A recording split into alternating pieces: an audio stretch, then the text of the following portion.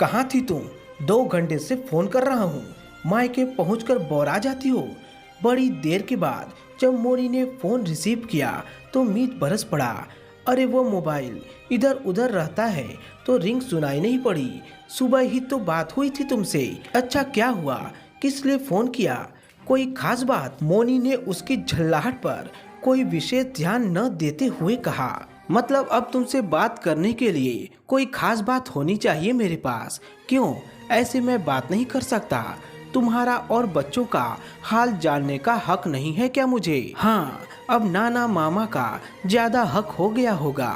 मीत मोनी के सपाट उत्तर से और चिढ़ गया। उसे उम्मीद थी कि वह अपनी गलती मानते हुए विनम्रता से बात करेगी। उधर मोनी का भी सब्र टूट गया। बोली, तुमने लड़ने के लिए फोन किया है तो मुझे फालतू की कोई बात नहीं करनी है।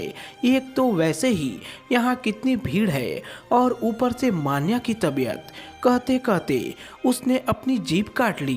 क्या हुआ मान्या को? तुमसे बच्चे नहीं संभलते तो ले क्यों जाती हो? अपने भाई बहनों के साथ मगन हो गई होगी। ऐसा है, कल का ही तत्काल टिकट बुक करा रहा हूँ तुम्हारा। वापस आ जाओ तुम। मायके जाकर बहुत पर निकल आते हैं तुम्हारे। मेरी बेटी की तबीयत खराब है और तुम वहाँ सैर सपाटे कर रही हो। नालायकी की हद है। लापरवाह हो तुम।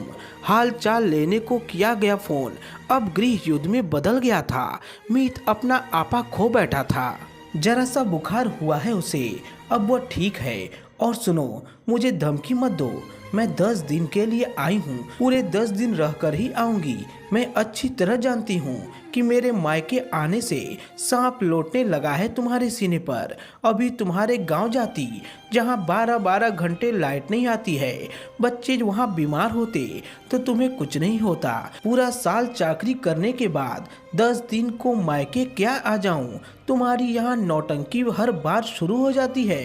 मोनी भी बिफर गई। उसकी आवाज भर्रा गई पर वह अपने मोर्चे पर डटी रही। अच्छा, मैं नौटंकी कर रहा हूँ? बहुत सह मिल रही है तुम्हें वहाँ। अब तुम वहीं रहो, कोई जरूरत नहीं है वापस आने की। 10 दिन नहीं, अब पूरे साल रहो। खबरदार जो वापस आई। गुस्से से चीखते हुए मीत ने उसकी बात आगे सुने बिना ही फोन काट दिया। मोनी ने भी मोबाइल पटक दिया और सोफे पर बैठकर रोने लगी। उसकी माँ पास बैठी सब सुन रही थी। वे बोली, बेटी वह हालचाल पूछने के लिए फोन कर रहा था। देर से फोन उठाने पर अगर नाराज हो रहा था तो तुम्हें प्यार से उसे हैंडल करना था। खैर चलो, अब रो नहीं, कल सुबह तक उसका भी गुस्सा उतर जाएगा। मोनी अपना मुंह छुपाए रोते हुए बोली, मम्मी सिर्फ 10 दिन के लिए आई हूँ। जरा सी मेरी खुशी देखी नहीं जाती इनसे। पतियों का स्वभाव ऐसा क्यों होता है कि जब भी हमें मिस करेंगे, हमारे बिना काम भी नहीं चलेगा, तब प्यार जताने के बदले, हमारी कदर करने के बदले हम ही पर झल्लाएंगे, गुस्सा दिखाएंगे, हमसे जुड़ी हर चीज से बैर पाल लेंगे। यह क्या तरीका है जिंदगी जीने का?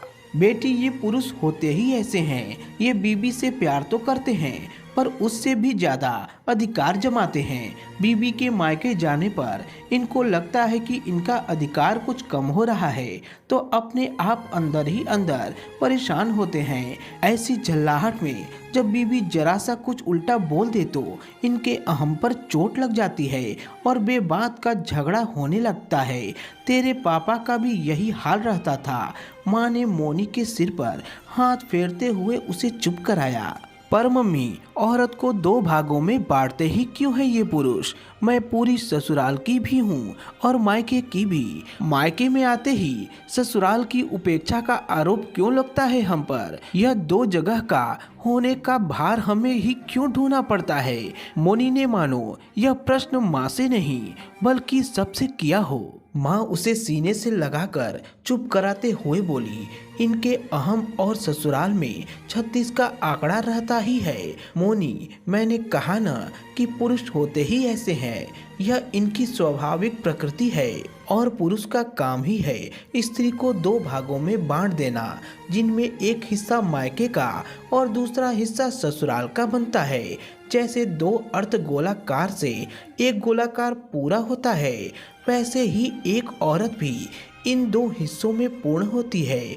मोनी मूक बनी सब सुन रही थी, कुछ समझ रही थी और कुछ नहीं समझने की कोशिश कर रही थी। शायद यह औरत का सच है। तो दोस्तों, आपका क्या कहना है इस कहानी के बारे में? कमेंट करके हमें ज़रूर बताएं। वीडियो को लाइक कर दीजिए और इसी तरह की कहानियाँ लगातार देखने और सुनने के लिए चैनल को सब्सक्राइब करके घंटी को दबाकर ऑल पर सेट कर लीजिए, ताकि आने वाली वीडियो का नोटिफिकेशन आपके पास तुरंत मिल सके। तो मिलता हूँ आपसे एक अगली वीडियो में, तब तक के लिए धन्यवाद।